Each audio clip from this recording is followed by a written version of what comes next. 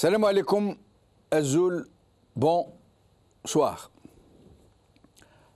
À force de se cantonner dans le secret, dans le silence, de plomber toutes les sphères qui l'entourent et qui auraient pu, un temps soit peu, laisser passer quelques bribes d'informations le concernant, le régime avait fini par devenir quelque chose de presque immatériel. Une curieuse abstraction dont on ne sait rien. Non pas presque rien, mais rien. Et c'est là un signe qui ne trompe pas, que ce régime reste malgré tout maître de la situation. Que ces guerres des clans dont on nous rebat les oreilles ne sont que pure propagande, au mieux pure spéculation. C'est que les gens qui tiennent la réalité du pouvoir ont les moyens d'entretenir une telle opacité, ou du moins ils l'avaient jusque-là. Une telle opacité, un tel culte du secret. Tous ceux qui les entourent, qui les servent, ces foules serviles de commis, de grands flics, de soudards galonnés, qui les servent et exécutent leurs moindres souhaits, sans même qu'il n'ait besoin parfois de les exprimer, ont trop à perdre. Et considèrent que leur sort est irrémédiablement lié à celui de leur maître. Existe-t-il un autre mot que maître pour désigner ces gens qu'ils protègent, pour de si vils privilèges? C'est cela surtout, ces complaisances, ces droits de cuissage à peine imaginables qui font que tant de gens continuent de faire bloc autour du régime et que rien ne filtre sur les lourds secrets qui le caractérisent.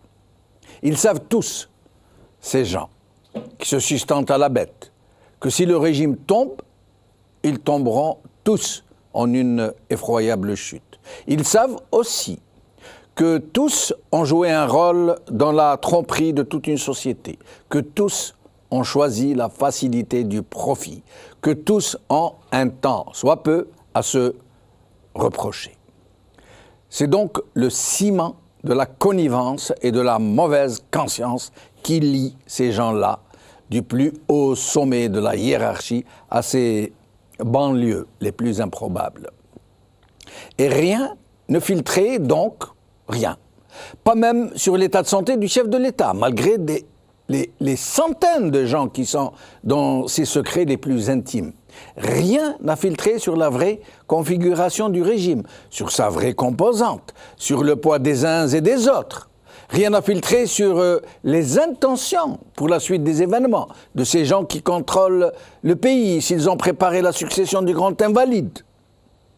Nous n'en savions que ce que nous en disaient les journaux marrons et des sites internet branchés, vraiment branchés, dont la mission était de nous conditionner très intelligemment. Nous étions tellement gavés en épouvantail de toutes sortes, tellement désinformés que l'intox et le canular sont devenus le plat national. Nous en étions réduits à faire dans le recoupement de rumeurs, voire dans les plus folles spéculations. Le régime qui avait compris qu'il fallait donner des signes de vie, laissait des commis de seconde zone, mais qui faisaient tout pour nous faire croire qu'ils étaient dans le secret des dieux. Nous faire croire à des choses et d'autres, nous faire des danses du ventre, des professions de foi patriotardes, se livrer à des conférences de presse où ils se mettaient en scène avec un art consommé de la langue de bois et du bobardisme. Mais ce qui devait advenir advint.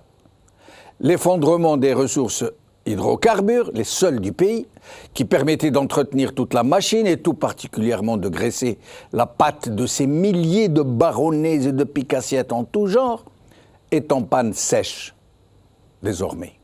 Terminé. Tout le monde descend. Et alors que les réserves de change pouvaient permettre de tenir encore 2 ou 3 ans, c'est désormais panique à bord. tout particulièrement pour tous ces cercles qui s'étaient contentés jusque-là de ne manquer de rien, de faire bombance, croyant que la Zerda allait durer éternellement. Parmi ceux-là, nombreux, très nombreux, ne s'étaient pas mis sérieusement à l'abri, loin, très loin, comme les autres barons du régime. Ils n'avaient pas planqué suffisamment d'argent à l'étranger, n'avaient pas assuré un avenir confortable à leurs enfants. Et ils savent aujourd'hui, ces dizaines de milliers de commis en tout genre, qui ont servi de rempart au régime et qui lui ont assuré une discrétion à toute épreuve, ils savent aujourd'hui qu'en cas d'explosion populaire, ils seront les premiers, et peut-être même les seuls, à être jetés en pâture à une foule qu'ils ont eux-mêmes contribué à tromper. Si ce n'est activement, du moins par leur silence complice, leur silence actif. C'est donc panique à bord. Ces cercles périphériques du régime s'étaient tellement identifiés au régime qu'ils stigmatisaient avec une rare violence quiconque osait émettre la plus petite critique contre lui. Mais le doute s'installe désormais en leur sein. Ces milieux qui sont à la base du régime, à leur insu, bien souvent, et qui découvrent aujourd'hui qu'ils en sont la partie vulnérables, que dans le meilleur des cas, ils n'ont pu acquérir qu'un petit pied-à-terre en Espagne, que tous n'ont pas réussi à obtenir une autre nationalité pour leur famille, ni même des titres de séjour en cas de repli. C'est ce qui fait peut-être que l'omerta n'est plus observée aujourd'hui aussi scrupuleusement qu'elle l'était, que la cohésion commence à se fissurer, que la panique prend possession des lieux. Le régime l'a compris, de la même manière qu'il constate que la rue donne des signes d'agitation, que des effets en chaîne viennent accélérer la dissipation fulgurante d'une bulle de prospérité dont nombreux n'imaginaient même pas qu'elle puisse être aussi illusoire. Ce sont les prémices de cette panique, de la dégradation de ce climat sociopolitique qui a provoqué la sortie au créneau de certains barons importants du régime, comme le général Ahmed Gaïd Saleh, ou un peu plus périphériques, comme Ahmed Ouyahia, qui viennent donner de la voix pour tenter de revigorer le moral des troupes, mais qui en fait ne font que rajouter de la peur à la peur. Et ainsi, sans que rien de vraiment grave ne vienne déranger la sieste générale, pas encore, Gaïd Saleh, qui est pourtant de ceux qui ont affirmé avec force que l'armée doit rester en dehors de la gesticulation politique, ne rate pas une occasion pour apporter son soutien au président Bouteflika, sans nous donner les raisons de cette curieuse sortie, sans nous dire pourquoi il apporte le soutien de l'armée à Bouteflika, dont on nous dit qu'il se porte bien, que c'est lui qui dirige la baraque. Alors pourquoi lui apporter ce soutien? Pourquoi ne nous dit-on pas par qui Bouteflika est menacé? Pour que le patron de l'armée en personne se croit obligé de lui apporter son soutien de façon aussi sonore, aussi tonitruante. Il agit comme si, en son fort intérieur, il croit que nous sommes tous dans le secret des dieux, que nous avons le détail des menaces qui pèsent sur le clan présidentiel. Mais il ne s'arrête pas en si bon chemin, comme s'il cherchait véritablement à semer la peur. On le croirait du moins. On croit vraiment qu'il cherche à semer la peur plutôt qu'à la dissiper. Et c'est dans des conditions très alarmantes, tout particulièrement lors de déplacements à l'ouest du pays, qu'il appelle les Algériens à une, je cite, extrême vigilance face aux conspirations des ennemis du pays. Voici une de ces phrases, je le cite encore. Le monde d'aujourd'hui, comme vous le savez tous, n'a de place que pour les puissants. Et c'est pourquoi l'Algérie, contre le gré de ses ennemis, doit être forte par son armée et ses propres potentiels. Fin de citation. Ouyahia, de son côté, n'y va pas de main morte non plus. Il déclare, rien de moins, que le régime ne tombera pas seul. Il ne tombera pas seul. Et que s'il tombe, tout le monde paiera le prix. Ce sont là ses propres paroles. Nous nous attendions depuis longtemps à ce que la fausse prospérité finisse par craché. Nous savions que Mascara ne deviendrait pas la Californie promise par Sellel, que ce régime ne pourra jamais faire autre chose que de dilapider les richesses naturelles des générations montantes. Nous savions que ce régime allait recourir tôt ou tard à l'épouvantail de l'ennemi extérieur, de l'ennemi intérieur. Et voilà que les conditions financières semblent l'acculer bien plus tôt que prévu à sa propre incompétence à assurer la paix sociale autrement que par la corruption de masse, ce dont il n'a plus les moyens.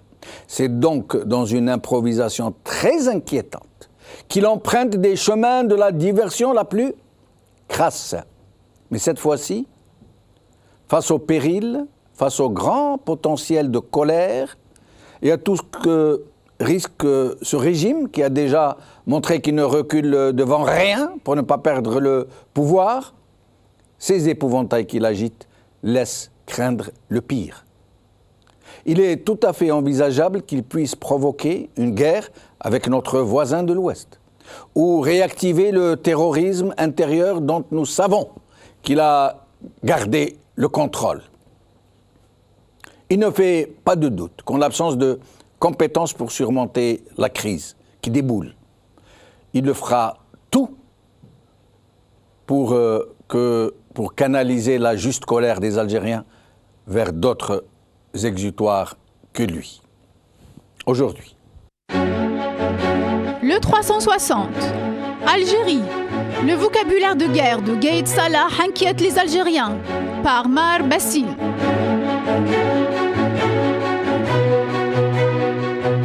Al-Watan.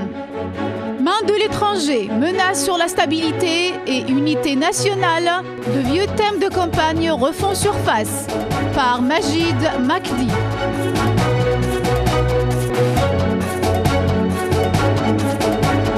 Le soir d'Algérie.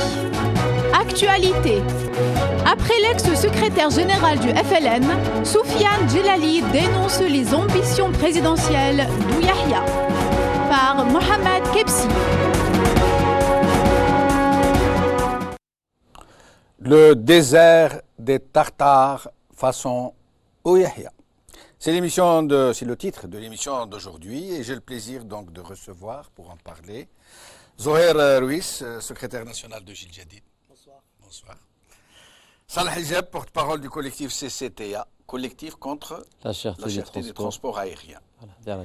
Et depuis Alger au téléphone, Mohamed Ben Hammou, président du parti Al-Karama. Merci Mohamed Ben Hammou d'être avec nous. Bien. Alors, Zoher Ruiz, qu'est-ce qui se passe? Qu'est-ce que c'est que cette montée au créneau de tous les Cassandres que compte ce pays qui viennent nous hurler que tout va mal, que l'ennemi extérieur nous menace, l'ennemi intérieur, la main étrangère. On croirait entendre un bruit de bottes. On a plutôt le sentiment que nous rentrons dans une phase de préparation de l'après-Bouteflika.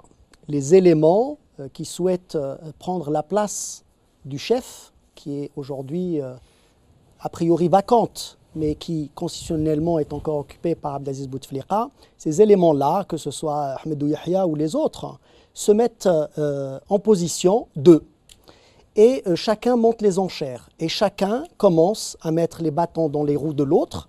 Vous avez, chose extraordinaire aujourd'hui, vous avez un Ahmed Ouyahia qui fait de l'opposition au gouvernement de Abdelmalek Sellel, alors qu'ils appartiennent tous les deux au même gouvernement. Ahmed Ouyahia est ministre d'État. Il est dans le gouvernement de Abdelmalek Sellel. Il n'est pas dans le gouvernement, il est à la présidence avec rang de ministre d'État. Il est par ailleurs directeur de cabinet à la présidence de la République. Oui. Mais enfin, quand on est ministre d'État, on est sous l'autorité du chef du gouvernement, du Premier ministre en tout cas. Et donc on voit bien que chacun essaye de se positionner. Ahmed Ouyahia a choisi son camp. Il a choisi le camp de l'argent, celui de Haddad. Il a fait une déclaration dans ce sens, qu'il soutient Haddad. Voilà, il a choisi, malgré les couacs, malgré les coups bas de Haddad, à Sellel par exemple. Oui. Que il aurait choisi donc un camp contre un autre. Écoutez, il se prépare. Il se prépare et je pense que tout le monde sait que l'argent est de ce côté-là, plutôt du côté de Haddad et du Nous allons FCE. l'écouter pour voir si c'est une vraie déclaration d'intention qu'il nous fait là. Nous allons l'écouter. ماناش نطلب منها قريت في جريده من الجرايد قال الكلام الامين العام للتجمع هو اعتراف فشل النظام. لا، طبيعه الحال مراوغه الخطاب تاع المعارضه هذا مقبول، لكن انا نقول للمعارضه ما دام تقول لي ان الحكومه او النظام مداي الجزائر للداهيه الكارثه، هل لك بديل؟ إلا ما عندكش بديل علاش تقولي للشعب الجزائري ان الحكام باغيين يشنقوك كي زادوا 2% مثلا في ضريبه التي. Nous allons encore écouter une deuxième partie de ce qu'il nous a dit. إذا كان الأمر يتعلق بعلي حداد، علي حداد نعرفه وعندي مشاعر تجاهه، وأنا ماشي من الناس اللي نبدل نقلب الفيستا كي نشوف يجيب لي ربي الريح تبدل. الخبر يجيبوه توالى، نظن من على شهرين 3 شهور أقصى حد تضبط القوائم وتوداع القوائم. نشوفوا شكون هو حزب الشكارة، شكون هو حزب المال، وحنا نفتخر إذا كانت عندنا ناس مناضلين عندنا وأرباب عمل عندهم شركات ولماذا لا؟ حزب التجمع الوطني الديمقراطي ماهوش حزب شيوعي. الولاد أنا ما راحش نشوف يد أجنبية، نشوف أيادي هنا اللي عنده حساب مع الدولة حوسس فيه بالشارع. موش مليح نوصلوا ندخلوا الولاد في هذه الصراعات. إنسان شغل في دواليب الدولة، ما ننكروش الخير تاع المجهود اللي قدمه الأخ الفريق توفيق في خدمة البلاد. الآن هو في تقاعد. احنا في الجزائر كثرت ثقافة القزانات، احنا يوم الجمعة يوم المؤمنين ما نقزنوش. نظن هاد الناس اللي تبحث كي ما تلقاش مشاكل تحوس تخلقها من السماء ولا من الأرض كما نقولوا بالعامة. البلاد راهي تمشي، عندها رئيس، عندها قائد أركان، وهو في ولا كامل لرئيس الجمهورية وفي تجانس كامل مع سلطة الرئيس، والباقي خلي المتحدث يتحدث. أحمد ويحيى مع هدى 5 للرئيس بوتفليقة. احنا هذه الساعة نطلبوا له الصحة والمزيد من القوة والمزيد من قدوة البلاد إلى الأمام. وسنة 2019 إذا ما ترشح الرئيس بوتفليقة يدعموا أحمد ويحيى؟ من 2019 تضمن لي غدوة أنا حي؟ ضمن ربي سيدي سبحانه. خلي بعض الأمور المولانا. طيب زوج مقولات. قال الشعب ما يلزمش ياكل ياغورت، وحاشاك وحاشا قدرك وحاشا قدر المستمعين، قال لك جوع كلبك يتبعك. هذه الناس اللي قالوها هذاك هو مستواهم، هذاك هو ما يعرفوا يعيشوا الا بالكذب. كريم ان شاء الله. مقبوله، نتمنوا جمعه مقبوله لشعبنا المسلم والخير للجزائر. Est-ce qu'il a fait une déclaration d'intention? D'abord, il dit, pour la première fois par rapport à tous ses pairs, il balaie du revers de la main la représentation de Bouteflika, un 5e mandat. Il dit et concernant sa propre candidature, il ne nie pas. Pour la première fois, c'est une véritable déclaration d'intention. Bon, il le dira, je pense, au moment opportun, mais ce qu'on voit, c'est qu'il est en train de se positionner. Il veut faire croire, je ne sais à qui, se dédouaner de la gestion chaotique du pays à laquelle il a participé depuis des décennies. Il en est responsable, il est co-responsable de ce qui s'est passé. 2, il résume le pays, il a parlé d'état-major et le peuple et la population. Donc il essaye de se positionner, il avance ses pions et puis il verra. Et puis par ailleurs, d'autres, Abdelmalek Sellel fait la même chose, Gaïd Salah fait la même chose. Tous font la même chose. Chacun. Clairement, c'est une intention quasi déclarée. On sent qu'il est en train de dire oui, je vais aller au charbon. Probablement, on verra bien. Mais ce qui est sûr, c'est qu'il ne peut pas se dédouaner de ce qui s'est passé et de la responsabilité qu'il a, lui, dans la gestion chaotique de ce pays. Pas de doute, il a été chez le gouvernement 3 fois, je crois. Voilà, pendant des décennies, on ne connaît que lui et Abdelmalek Sellel qui se sont pratiquement relayés sur ce poste sur les 10-15 dernières années. Pratiquement. Donc oui, il essaye de se positionner, mais enfin, on sera là pour lui rappeler sa gestion, son bilan, et on verra qui est Hizb Shkara, parce qu'il a parlé de Hizb Shkara, il est le premier à en avoir bénéficié. Tout le monde se souvient comment ce parti a été créé en quelques semaines, et comment il a raflé la majorité. 97. Et comment il avait raflé. La plus massive et la plus percutante du pays depuis son indépendance. Et aujourd'hui, il veut donner des leçons de moralité à l'opposition, c'est complètement hallucinant. Il est dans son rôle. Il est dans son rôle. Il est dans son rôle. Il se met en scène. Le contraire aurait étonné. Voilà, mais il se met en scène, comme vous l'avez annoncé dans votre préambule. Et il pense que ceux qui regardent, ceux qui suivent, sont dupes. Et puis il a dit plusieurs fois, nous ne sommes pas des communistes, اليوم الجمعة, nous sommes musulmans, كذا. Il est en train de jouer sur un rythme un peu certainement récupéré pour le moins. Salah Hijab. Ahmed Yahya, pour le moment, on en est à la déclaration d'intention, au soutien bizarrement de Toufiq. Est-ce que quelqu'un qui puisse avoir des ambitions pareilles, prétendre un destin national à un moment où le clan qui a le contrôle du pouvoir a été le même qui a limogé Toufiq, est-ce que c'est prudent de sa part d'apporter son soutien à Toufiq, ou est-ce que les choses ont changé sans qu'on le sache, pour ce qui est de Toufiq? Je pense qu'il y a eu un changement parce qu'il a donné cette fois un deadline. Il parle de 2-3 mois. Il a des décis de 3 mois. Les choses vont se décanter. Exactement. Là, il présente ça de cette façon. Après, quand il parle de cette crise, de ces problèmes, tout ce qui se passe aujourd'hui, tout le monde sait bien en Algérie, on a une grave crise politique qui était camouflée par la rente pétrolière pendant des années. Aujourd'hui, avec la chute des prix des pétroles, donc on a maintenant deux crises. On a la crise économique et la crise politique. En faisant ces déclarations, je pense qu'il est en train de préparer les Algériens à l'après-Bouteflika. Ça va être, vous n'allez pas rêver d'avoir une démocratie, il faut accepter un président qui va sauver l'Algérie, presque comme au scénario des années 92. Mais en 2019, ou est-ce que ce sera un peu plus tôt que l'échéance prévue? Ça peut être avant, parce que ça, après, on ne peut pas connaître le destin de ce qui se passe aujourd'hui. Mais là, aujourd'hui, déjà, l'histoire de 2019, aujourd'hui, ça, c'est lié à la vie de monsieur le président actuel.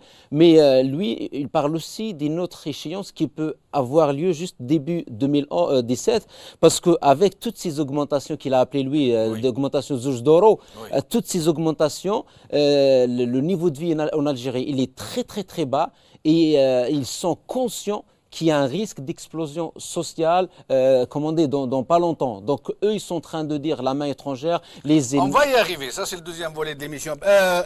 Mohamed Ben Hamou, est-ce que vous êtes avec nous? Oui, bonsoir. Bonsoir et merci d'être avec nous. Alors vous n'avez pas fait comme Yahya. Yahya, il a utilisé des finesses, des subtilités. Vous y êtes allé franco de port, puisque vous avez dit, oui, moi je prétends à la présidence de la République, ou moi je prétends, j'ai l'ambition de devenir président de la République. Est-ce que vous pouvez nous le confirmer? Oui, donc bonsoir, et puis bonsoir à tout le monde. Bonsoir. Ce que je voudrais dire d'abord, que je souhaiterais une très bonne année à vous et à tout l'ensemble de votre chaîne. Merci. Et puis à l'ensemble des Algériens. Merci. Je dirais que Inch'Allah, que l'année 2017 va être meilleure pour les Algériens. Parce que j'ai écouté avec attention donc le préambule, et puis j'ai écouté aussi les déclarations de chacun de vos invités. Je trouve, excusez-moi, mais je trouve que vous avez été trop dur avec l'Algérie. Moi, je pense que votre vision, elle est un peu pessimiste et noire. Ce n'est pas tout à fait la réalité. Moi, je vis en Algérie. Je peux faire une petite précision? Oui. Et puis je vous laisserai poursuivre. Voyez-vous, justement, c'est le problème. Je vous entends mal. Hein. Alors, est-ce que vous m'entendez mieux là? Là, oui. Voilà. Oui. Alors, c'est notre problème avec les gens qui, comme vous, sont plus ou moins le rempart du régime. C'est que vous confondez ce que nous disons du régime avec ce que vous croyez être l'Algérie. Le régime n'est pas l'Algérie. Au contraire, le régime est l'ennemi de l'Algérie. Et nous sommes en train de défendre l'Algérie en nous attaquant au régime. C'est toute la différence. D'accord. Moi, je voudrais apporter une précision. Et en toute honnêteté et pragmatisme. Oui. Écoutez, en 91, Abbas Madani, et tout l'ensemble du parti dissous a essayé. Moi, je dirais que peut-être il était sincère pour ce qu'il voulait pour l'Algérie. Mais vous avez vu, chacun, le régime et Abbasi, ils nous ont entraînés à quoi? Nous voudrions en Algérie, nous ne voudrions pas revenir à ça. Je voudrais juste dire... Mais attendez, je ne peux pas vous laisser dire ça parce que ce serait injuste. Ce n'est pas Terrenout de Abbasi Madani. Ils étaient en prison. Non, et ils étaient en prison. Du régime. Ils étaient en prison. Je dirais les deux. Écoutez. Non, mais Abbasi Madani, Ali Belhaj, Hachani et tous les leaders du FIS étaient en prison. Façon de dire, je dirais que ça suffit de Terrenout. Maintenant, nous devrions apprendre à vivre ensemble en Algérie, avec nos différences, avec avec nos idées différentes. Nous voulions dire, la formation que je dirige depuis maintenant 5 ans, nous appelons à l'unité, à dire qu'il n'y a pas mieux que le dialogue. Nous devons dialoguer. Yahya a dit ce qu'il a dit. Et il a une ambition, peut-être cachée, mais c'est tout à fait naturel. Il a une formation politique, il défend ses idées. Nous devons se respecter l'un l'autre. Et je dirais plus que ça. L'Algérie ne vit pas mal, comme vous le dites. Excusez-moi, je vis en Algérie. Je suis dans le fin fond de l'Algérie. Je suis à la frontière marocaine, c'est-à-dire l'Algérie profonde. Je vous assure. C'est vrai qu'il y a des problèmes. Vous faites la chaîne pour le lait, M. Benhamou? Vous faites la chaîne pour le lait Tachkara? Non, je ne fais pas la chaîne. Attendez, je vais vous poser une petite question pour voir si vous êtes vraiment de l'Algérie profonde. Oui, combien coûte le lait en sachet? Le lait coûte dans les petits villages, il coûte à 35 jusqu'à 40 dinars des fois. Écoutez-moi bien. Et d'ailleurs, je dirais que le lait déjà, quand vous dites 35 à 40 dinars, ça m'étonne un peu. Ce n'est pas le prix. Écoutez, il y a de la spéculation. Mais ce n'est pas ça. Le problème n'est pas là. Le problème que nous avons en Algérie, c'est qu'il faudrait dialoguer. Ça suffit qu'on essaye d'empoisonner la population algérienne avec des idées noires. L'Algérie ne vit pas, comme vous le dites, dans la débandade. C'est vrai, je dirais une chose, et j'ouvre une parenthèse, c'est vrai qu'il y a des voleurs, c'est vrai qu'il y a des responsables qui ne sont pas à leur place, c'est vrai qu'on communique mal au gouvernement, c'est vrai, mais qu'est-ce que vous voulez qu'on fasse? Mohamed Benhamou, je vais revenir à vous dans un petit moment pour vous demander de nous dire votre avis sur ces épouvantails de la peur. Vous m'avez posé une question sur mon votre ambition candidature politique. Oui. Alors moi je dirais en toute honnêteté, si j'ai formé un parti politique, c'est pour arriver au pouvoir. Mais j'ai tout mon temps. Moi c'est pas Benhamou que je voudrais qu'il soit président. C'est ma formation politique, c'est mon projet de société, parce que moi, peut-être que demain je ne serai pas là, mais je voudrais laisser mon projet politique qui marche, et je serai un jour président avec mon projet politique, après que Bouteflika est terminé, après que si d'autres sont plus forts que nous, et que Yahya présente je veux dire, il a une ambition tout à fait naturelle, et je dirais légitime, et je dirais plus que ça, pour casser les tabous. Je voudrais aujourd'hui profiter de ce Mambak pour casser un tabou éternel. Il faudrait, pour être président, il faut être algérien. Ni être kabyle, ni être du sud, ni être de l'ouest, ni être de l'est. Il faudrait être algérien et avoir. Vous ne pensez pas que c'est un peu de la langue de bois, tout ça, Mohamed Benhamou, avec tout le respect que je vous dois? Ça ne vous plaît pas tout ça, mais c'est la réalité, monsieur. Moi, si l'occasion se présente, je serai président de ce pays, mais il faudrait que les conditions soient réunies pour ça. Alors restez avec nous, je reviens avec vous pour le deuxième volet de l'émission, qui est en quelque sorte l'agitation des épouvantails.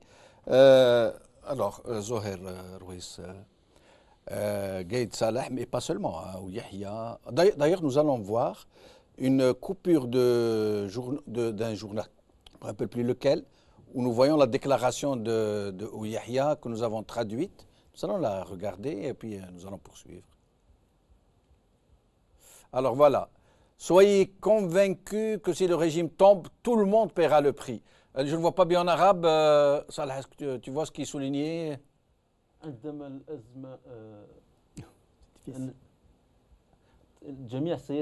Non, ce qui est en rouge, souligné en rouge. Oui, c'est ce que j'essaie. Alors, souligné en rouge, est-ce qu'on peut... عند الأزمة تأكدوا أن الجميع سيدفع الثمن ولا يسقط النظام ولن يسقط النظام وحده. يسقط النظام وحده. يسقط النظام وحده. Soyez assurés que si le régime tombe, il ne tombera pas tout seul. Tout le monde paiera le prix. C'est dans un journal algérien, à la une. Probablement qu'il s'adresse à ses compères. Je ne vois pas à qui d'autre il s'adresse avec cette menace. Moi j'ai l'impression qu'il s'adresse à tous les Algériens. Ben écoutez, les Algériens ne croyez le pas subissent. Que nous allons tomber tout seuls, vous allez tous nous suivre. Les Algériens le subissent et nous savons, nous le disons depuis des mois et des mois, que nous allons vers le mur si ce régime ne se réforme pas, s'il n'y a pas un changement, une vraie transition pour faire partir ce régime et faire venir un nouveau régime avec des institutions démocratiques, élues de manière démocratique, etc. Ça, nous le savons déjà. Mais cette menace rentre dans le contexte actuel où chacun des intervenants, je les ai cités tout à l'heure, Gaït Salah, Ahmedou Yahya, Abdelmalek Sellel et d'autres, se positionnent et essayent... Avant Saadani. Saadani a été débarqué parce qu'ils sont les prix à Yahya. À Toufiq, à Yahya et à Sellel et à la France.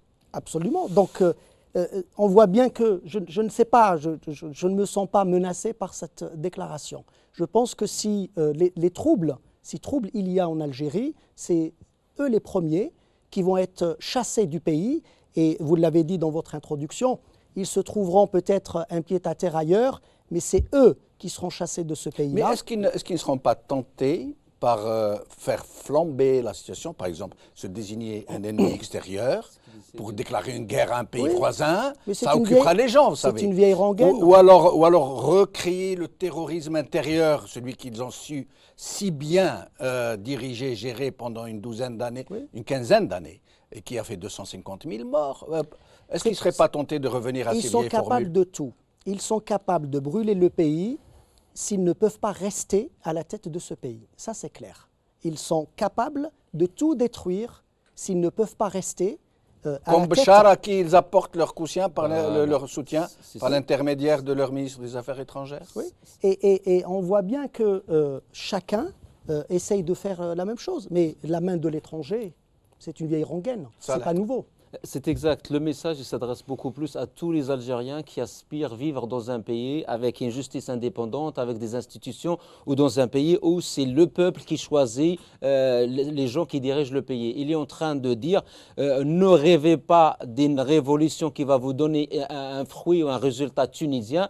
Si vous allez penser à une révolution, ce sera beaucoup plus le scénario syrien. C'est ça ce qu'il essaie de dire. Il dit avec d'autres termes, on ne va pas prendre l'avion et partir comme Ben Ali. Nous, on va rester ici, vous allez payer, et payer cher. C'est ça, c'est pour ça. Cette déclaration, elle a même coïncidé avec les déclarations, on a lu dans les journaux, avec les déclarations de Gaït Salah, quand ils disent Daesh, elle est aux frontières, Daesh, elle se rapproche, il y a des menaces. Ils essayent de jouer aussi avec l'armée nationale. L'armée nationale populaire, c'est l'armée du peuple. Ce n'est pas l'armée ni de Gaït Salah, ni de Bouteflika. Parce que tous les gens qui sont là-bas, tous les gens qui sont au froid ce soir, ce sont les enfants du peuple algérien. Moi, je pars ici, si un des Algériens a croisé une fois leurs enfants, même juste pour le service militaire. Jamais eux, ils ne le font pas. Donc, c'est cette armée-là qu'ils essayent d'utiliser. Ce pays, l'Algérie, qui appartient à tout le monde, qu'ils essayent de dire, parler de pouvoir, comme l'a dit l'invité Ben Hamou, il dit, vous êtes en train de parler de l'Algérie. Nous, mon ami, on parle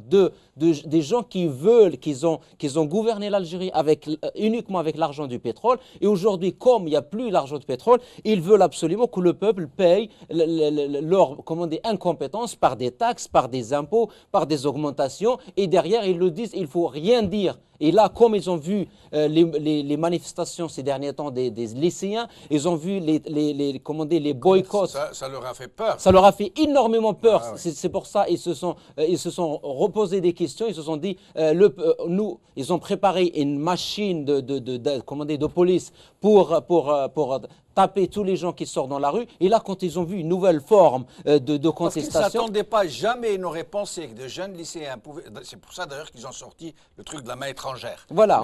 Du manipulateur qui utilise nos enfants pour les monter contre eux. pas contre le régime, contre le peuple et l'Algérie. C'est pour ça qu'ils se trompent, si je peux me permettre. Ils se trompent. Ils font un pari sur l'inaction de la population, sur la peur, justement, pour que la population ne bouge pas. Et ce pari que fait Yahya et les autres, il va s'avérer illusoire pour eux, parce que la population... D'ailleurs, Yahya dit, donnez-nous l'alternative. L'alternative, ce sont des règles du jeu démocratique, c'est son départ, c'est son évacuation de ce régime, l'instauration d'un état de droit. Mais comment? Par l'élection qu'ils sont en train de préparer? Non, pas par cette élection, malheureusement, évidemment, puisque vous le connaissez. Nous allons y revenir, particulièrement pour vous, Gilles Jadid, qui avait lancé un appel quasiment pas à l'abstention, mais au boycott actif. Absolument. Ben Hammou Mohamed, vous êtes avec nous? Oui, toujours. Alors, d'abord, c'est cet épouvantail de la peur qu'on est en train d'agiter, de faire peur aux gens, peut-être même l'épouvantail de la guerre avec notre voisin de l'Ouest, peut-être même le regain de violences terroristes à l'intérieur. Qu'est-ce que vous en pensez? Moi, je suis d'accord avec votre invité qui a parlé que l'armée algérienne est une armée populaire. Ça, c'est tout à fait évident. Et que l'armée, donc maintenant, il y a le corps d'armée Gaïd Saleh qui est là, qui est le chef, après Bouteflika, bien sûr. Mais derrière Gaïd Saleh, il y a toute une armée des grands officiers, des officiers supérieurs jusqu'au petit Joundi, qui est dans les tranchées ou qui est dans les frontières. Tout ça, c'est une armée populaire qui est merveilleuse, c'est une armée de bravoure et de patriotes. Donc moi, je n'ai pas peur pour l'Algérie. C'est vrai que le danger, il est là. Nous avons 7000 kilomètres de frontières. Et puis quand le monsieur disait aussi qu'il n'y a pas de danger, je ne suis pas d'accord. Le danger, il est là, il est en Niger, il est en Libye, il est au Maroc, il est en Tunisie. Et puis plus que ça, il y a des milliers de jeunes qui ont rejoint Daesh. Et c'est des jeunes du Maroc, de la Tunisie, de la Libye. La guerre civile, elle est en Libye. Donc moi, je suis pour dire aux Algériens que le danger, il est là, il est imminent. Nous devons être mobilisés. Nous devons être derrière notre armée. Et pas plus tard, il y a quelques heures, là, au Nigeria, je pense, il y a une dame qui voulait se faire exploser avec une ceinture. Et c'est la population qui l'a lynchée. Elle est là dans les médias. Vous ne pensez pas que c'est plutôt à l'armée d'être derrière son peuple? Non, je ne dirais pas qu'il faut à l'armée. Est-ce que ce n'est pas à l'armée d'être derrière son peuple plutôt qu'au peuple d'être derrière son armée? Non, écoutez, en toute sincérité, je reviens de Tamanrasset. J'étais à Tamanrasset il y a 3 jours. À Tamanrasset, où il y a beaucoup de Nigériens, il y a beaucoup d'Africains, et ils sont en train de se former, d'être autochtones, et d'avoir des lobbies. La crainte, elle vient de là aussi. Elle ne vient pas que de l'extérieur. Vous êtes encore plus fort que les autres. Si vous pensez que les pauvres Nigériens, les Maliens... Mais attendez, s'il vous plaît, nous allons aller vers les élections parce qu'il ne nous reste plus beaucoup de temps. Dites-moi, vous y allez aux élections prochaines? J'y vais aux élections, et puis plus que ça, je vous réponds rapidement. Moi, je félicite l'opposition, parce que le parti Karama appelait toujours l'opposition à occuper la chaise vide, à être présent et pas absent, à accompagner mais est-ce que le régime. Ces élections, elles vont être truquées, Mohamed Ben Hammou? Non, je vais vous dire plus que ça. Je vais vous dire, si l'opposition, et j'en félicite, et je la félicite, parce que tout, le FFS, Hamed, tout le monde va y aller aux élections. Et de là, en faisant une pression sur les élections, je pense que cette fois-ci... Attendez, Mohamed Ben Hammou, je vais vous dire une chose et puis je donnerai la parole aux autres invités. Vous-même, vous avez dit, nous avons la vidéo, si vous voulez, on peut vous la passer. Vous avez dit vous-même, ne croyez pas que c'est le peuple qui nous élit. Ce n'est pas le peuple qui nous élit, c'est le régime qui nous donne des quotas parti par parti. Vous l'avez dit vous-même, et ça existe. Non, écoutez, non, pas pour moi. Peut-être qu'avant, oui, il y avait ça. Non, vous l'avez dit, c'est récent, c'est pas très ancien. Écoutez, aussi, quand je dirais que les gens parlent de Shkara, la Shkara, elle existe, monsieur. C'est vrai, le Mahsoubia, elle existe. Les amis, ça existe. Tout ça existe. Vous entendez parler de têtes de liste qui se vendent aux enchères au marché hebdomadaire? Je suis d'accord pour dire que c'est vrai qu'il y a des partis politiques qui ont des registres commerces, qui attendent que les élections pour se remplir les postes. Tout ça existe, mais en parallèle, il existe des gens intègres, des des gens honnêtes. Je vous assure, à partir de l'endroit où je vous parle, je vous dirais que le parti Karama est un parti honnête. C'est un parti qui ne prend pas Shkara. Nous n'avons jamais été payés pour faire des têtes de liste. Plus que ça. Je termine. Oui. Plus que ça. Oui. Je vous assure que je vis en Algérie et j'ai beaucoup espoir en l'Algérie de demain. Merci. Merci beaucoup, Mohamed Ben Hammou. Alors, je vais revenir à mes invités pour commenter d'abord ce que nous dit M. Ben Hammou. Écoutez, la plus grande, M. Benhamou dit que la menace, elle vient de l'extérieur. Oui. Il a cité un certain nombre de pays. La plus Niger grande et Mali, menace, la plus grande menace, Oui. elle vient de ce régime. C'est lui qui déstabilise le pays, qui fraude aux élections, qui emprisonne des militants des droits de l'homme et des blogueurs, qui augmente les prix et crée les conditions d'une explosion sociale à venir. C'est ce régime. C'est eux qui représentent la plus grande menace de déstabilisation du pays, avant que ça soit le Niger, comme je viens de l'entendre. Je reviens à vous pour les élections dans un petit moment.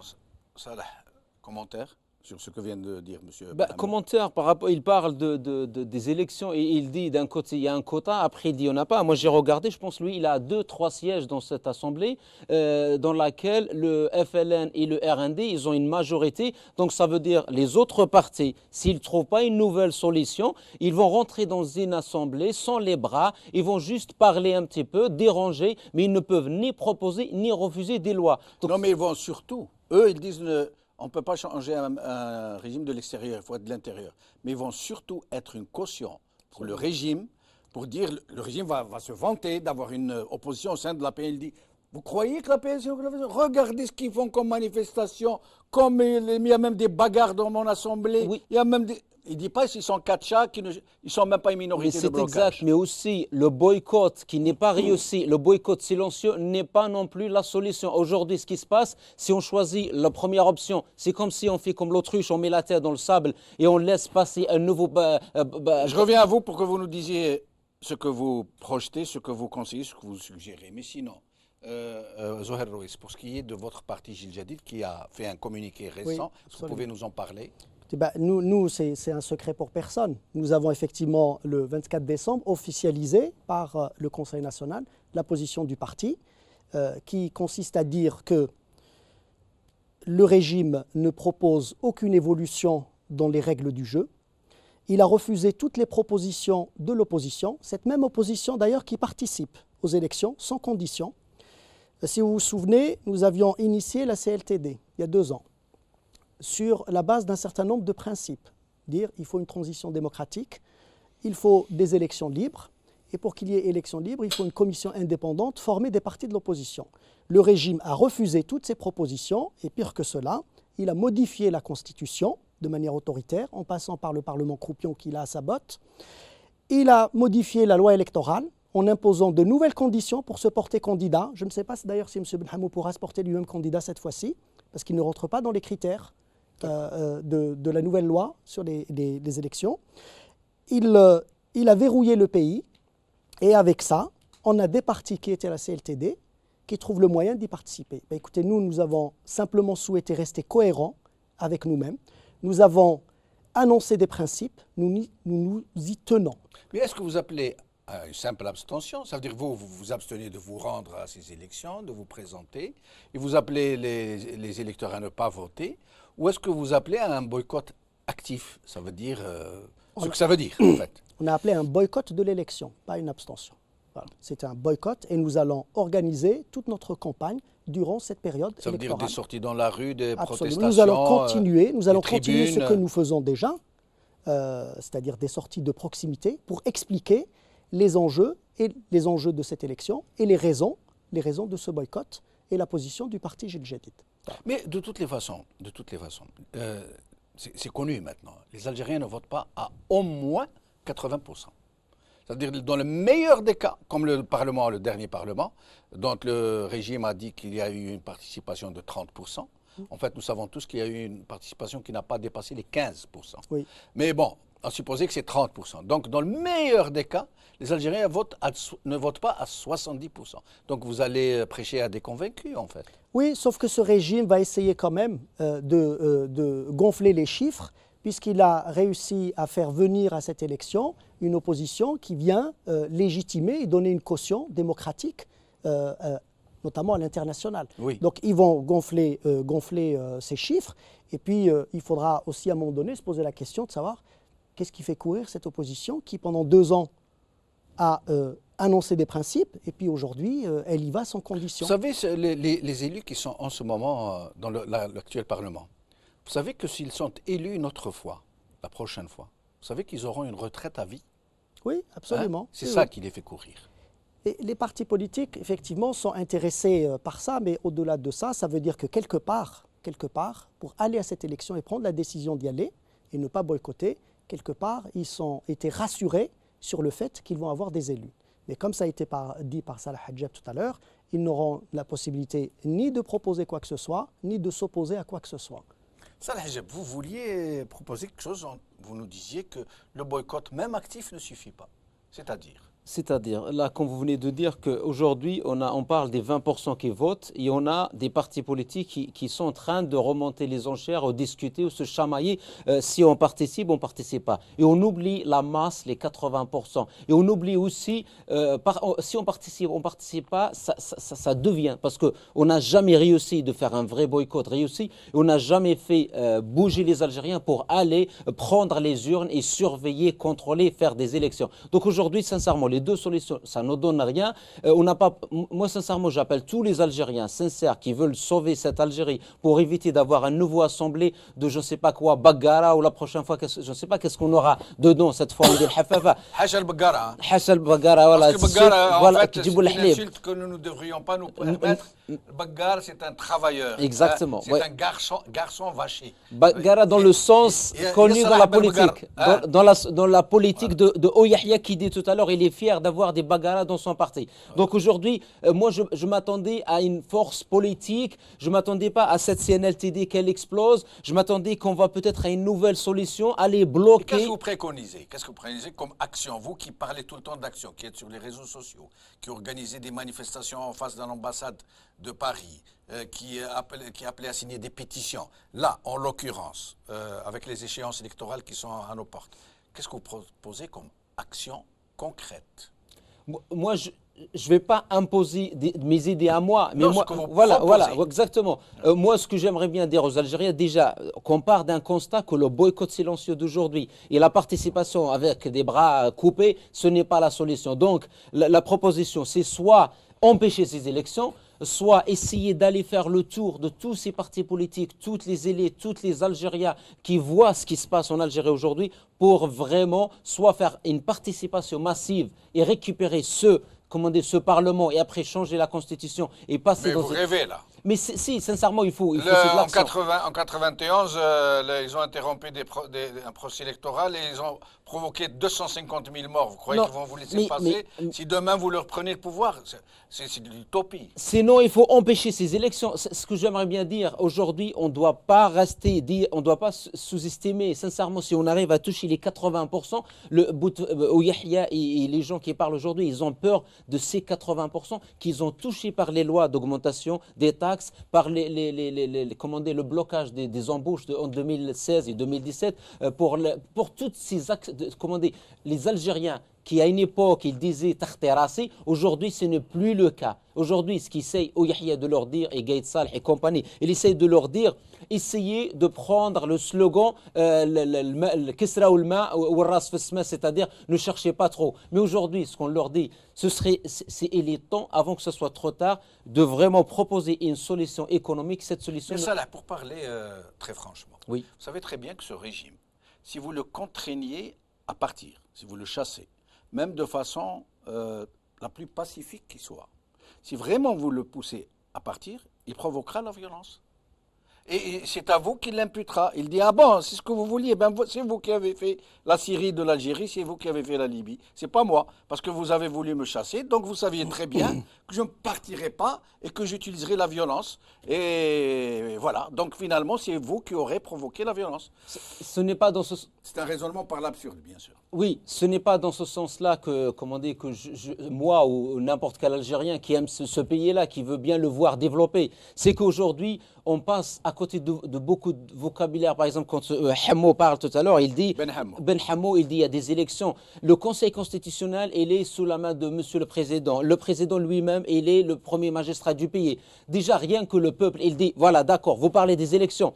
Allons vers une justice indépendante. On nous demande séparation des pouvoirs. Séparation de pouvoirs. Il y a beaucoup de choses. Oui, il ne faut pas rêver, Salah Hijab. Je me permets un dernier mot avant que je rende la parole à M. Ben Hammo, à qui je vais laisser le plaisir de clore cette émission pour qu'on ne nous dise pas vous l'avez, disons, vous ne l'avez pas favorisé.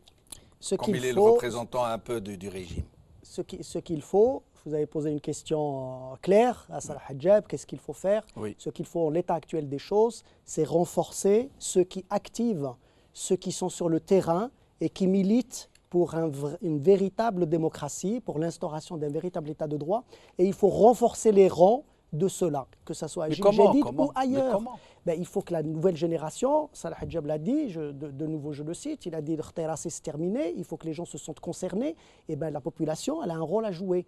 Elle est au milieu de la solution. C'est la population qui doit s'imposer. Et les nouvelles générations, les générations montantes, doivent renforcer les rangs de ceux qui portent ce projet de société. Et une fois de plus, qu'il soit à Gil Jadid, c'est très bien marhaba, ou qu'il soit ailleurs. C'est cela qu'il faut faire de plus en plus pour que nous arrivions enfin à un changement pacifique et ordonné. Théorique, Zohair Louis. Est-ce que ce que vous me dites, moi je l'entends bien, j'en conviens, je suis preneur, mais ça reste théorique. Ça veut dire comment faire se cristalliser ces aspirations sur le terrain? De quelle manière? Elles se font déjà sur le terrain, même si elles ne sont pas une dimension plus importante telle que vous l'espérez. Mais elles se font déjà. Je peux vous assurer qu'au sein de Gil Jadid, il y a des jeunes qui n'ont envie que de ça, de sortir le pays de la crise. Et ils s'engagent massivement dans ce sens-là. Et vous en êtes la meilleure illustration. Merci. Alors, je vais donner le mot de la fin à Mohamed Ben Hammo. Qu'est-ce que vous pourriez répondre à nos invités? Mohamed Ben Hammo. Oui, d'abord, je voulais dire que vous avez une très bonne rhétorique, vous, en tant que journaliste, et j'apprécie beaucoup. J'aurais souhaité que vous soyez de l'autre côté de la barre. Bon, mais je dirais à nos invités, il faudrait au moins reconnaître à ce régime, à ce pouvoir, à Bouteflika actuellement, au moins, il faut lui reconnaître que l'Algérie est stable sécuritairement.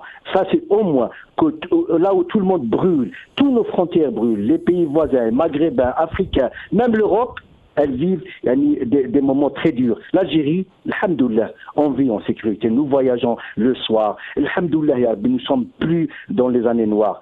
Au moins reconnaître ça. Deux, je dirais une chose aussi, que nous aspirons à des moments meilleurs, à des jours meilleurs en Algérie, sur le plan économique, sur le plan de beaucoup de choses. Mais aussi, nous dirons que l'Algérie avance de jour en jour. Je ne suis pas le commis de telle ou telle personne. Je suis le commis de mon pays, de l'Algérie. Je suis optimiste pour mon pays. Merci, les hommes partiront.